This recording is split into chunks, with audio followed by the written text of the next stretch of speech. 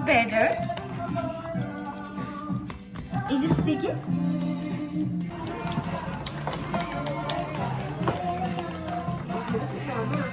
Ivan, Wow. Ivan, one more time.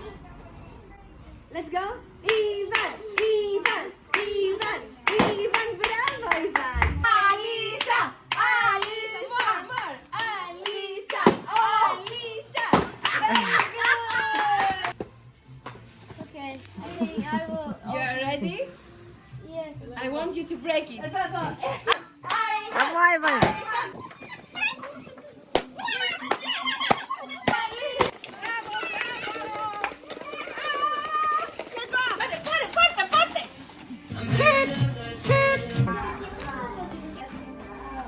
Wow. Oh my goodness.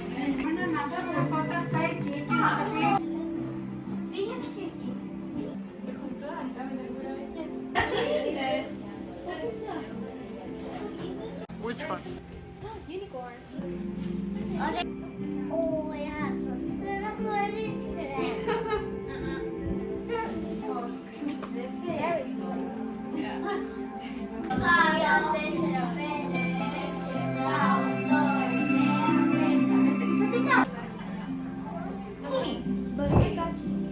Έτσι. Θα κάτσω εγώ εδώ.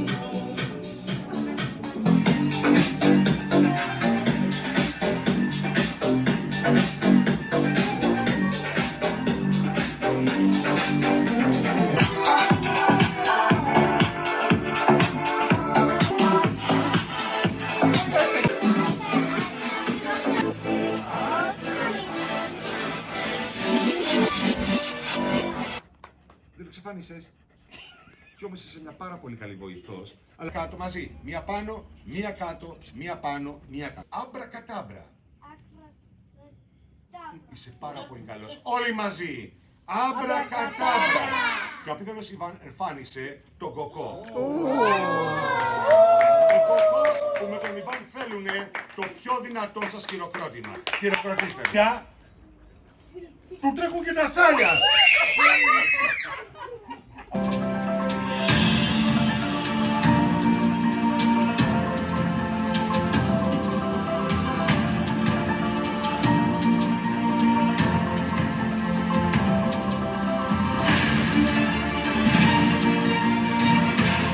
Как он это сделал? Вау.